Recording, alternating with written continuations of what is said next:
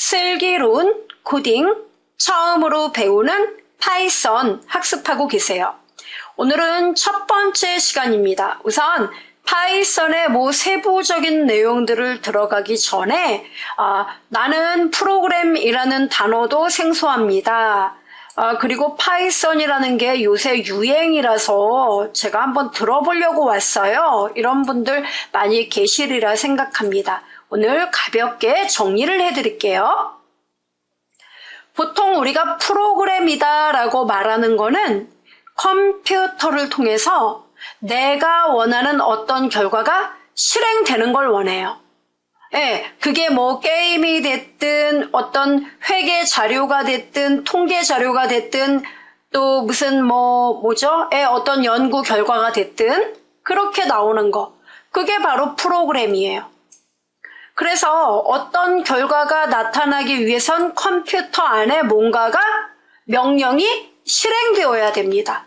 그래서 그 결과를 얻기 위해 컴퓨터에게 실행한 명령들의 집합, 이게 이제 프로그램인데요.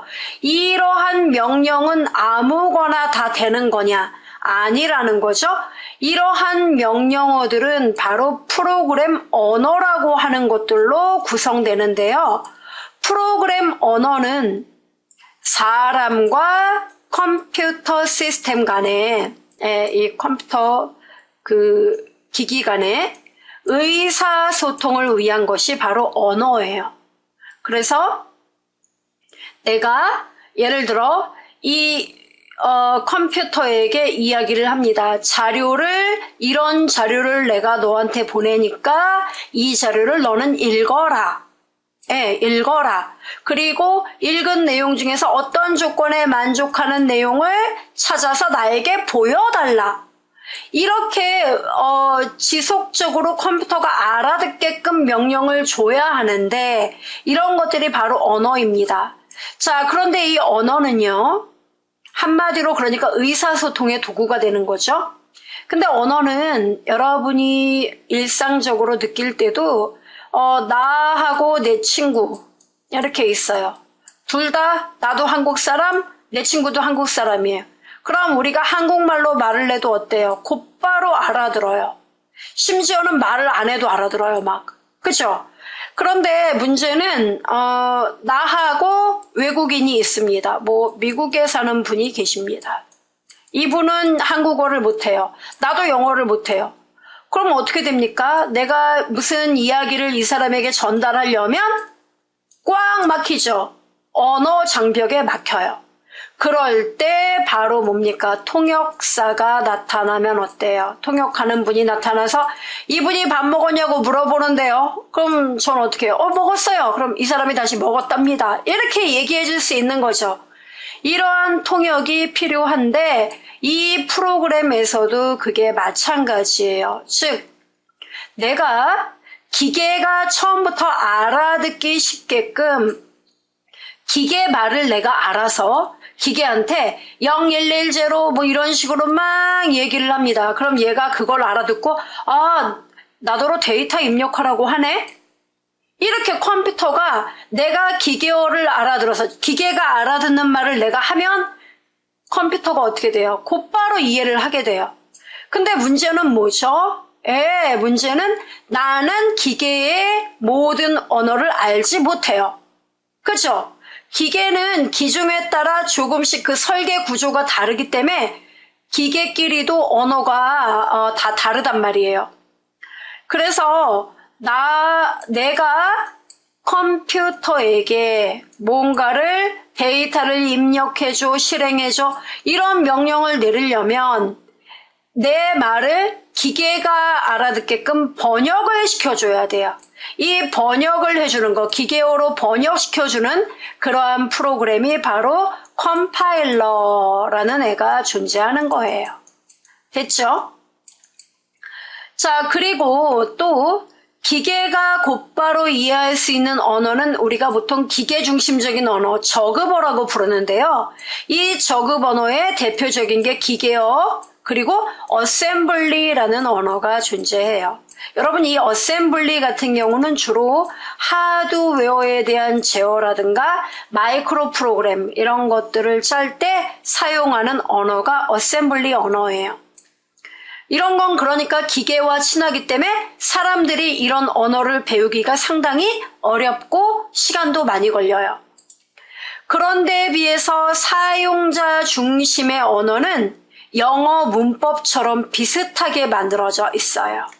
그래서 그 사용자 중심의 프로그램 언어, 이를테면 뭐 C라든가 C++, 자바, 파이썬도 마찬가지예요. 이런 언어가 전부 다 고급 언어, 그리고 영어 문법처럼 만들어져 있습니다. 배우기가 그만큼 쉽다는 거죠. 누구에 비해서? 저급 언어에 비해서. 그러면 우리도 영어 문법 또 프랑스어 문법이 다 제각각이듯 이 프로그램 언어도 고급 언어에 뭐 C++이니 자바니 이런 언어 들어보셨죠? C다, 또 파이썬 이런 언어가 있으면 얘들도 영어처럼 생겼지만 사실 각각의 문법은 모두 다 다르다는 거예요.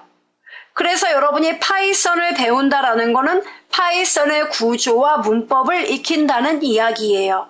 그리고 이러한 문법을 익혀서 여러분이 원하는 프로그램을 직접 작성하는 과정, 그게 바로 코딩 과정이라는 거예요.